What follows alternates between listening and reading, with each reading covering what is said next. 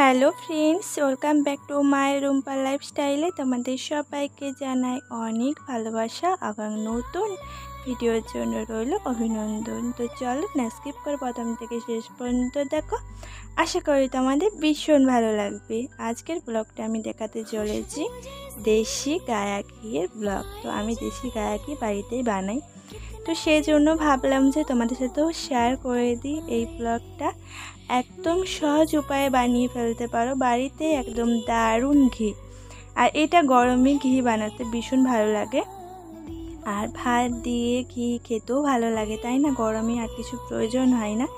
আর এই ঘিটা এত সুন্দর স্মেল হবে, এত সুন্দর খেতে লাগে, তোমরা ধারণা করতে পারবে না। চলো চটপট বাড়িতে বানিয়ে ফেলো দেশি গায়া ঘি আমার মতন করে। দেখতে পাচ্ছ আমি সর আর মেঠা একসাথে রেখেছিলাম, তো সেটা খুব ভালো করে মেখে নিলাম।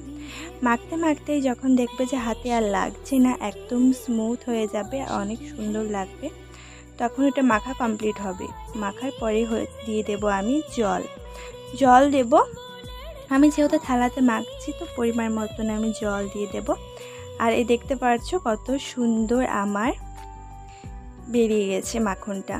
তো এটা আমি একবারে কড়াইতে নিয়ে নিচ্ছি। তো দেখতে পাচ্ছ অনেকটা কিন্তু আমার বেরিয়েছে।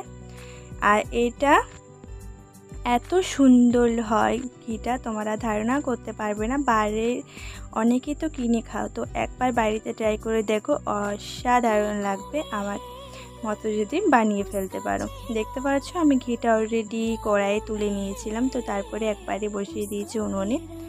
আস্তে আস্তে ঘিটা বের হচ্ছে, দেখতে পাচ্ছো। আর আমি তোমাদেরকে একবার তুলে তুলে দেখাবো কতক্ষণ এটা করতে লাগে। যতক্ষণ সাদা সাদা উঠবে ততক্ষণ কিন্তু ঘিটা হবে। আর একদম বেশি আঁচ প্রথমটা দিবে, কিন্তু শেষটাতে একটু কম আঁচ দিতে হবে। আমি তোমাদেরকে দেখিয়ে দেবো। দেখতে পাচ্ছ এখনও কিন্তু ঘিটা হবে। যতক্ষণ কিন্তু সাদা সাদা হবে ততক্ষণ কিন্তু ঘিটা করতে হবে, কড়াই লাড়তে হবে। দেখতে পাচ্ছ আবার কিন্তু ঘিটা আমি এই দেখো পুরো কমপ্লিট হয়ে গেছে। গ্যাসটা আমি অফ করে দিয়েছি, আর ফেনা ফেনা ফাস্ট হবে। আর এইটা হলো ঘোল। তো এটা ঘোলটা আমি ফ্রিজে রেখে দেবো। আর এটা সকালবেলা নুন আর চিনি দিয়ে খেতে খেলে ভীষণ ভালো লাগে, আর পেটটা কিন্তু বেশ ঠান্ডা রাখে। তো এখানে দেখতে পাচ্ছ আমার ঘিটা আমি বাটিতে ঢেলে দিয়েছিলাম। তারপরে এটা ঠান্ডা হলে আমি পাত্রে ঢেলে নেব।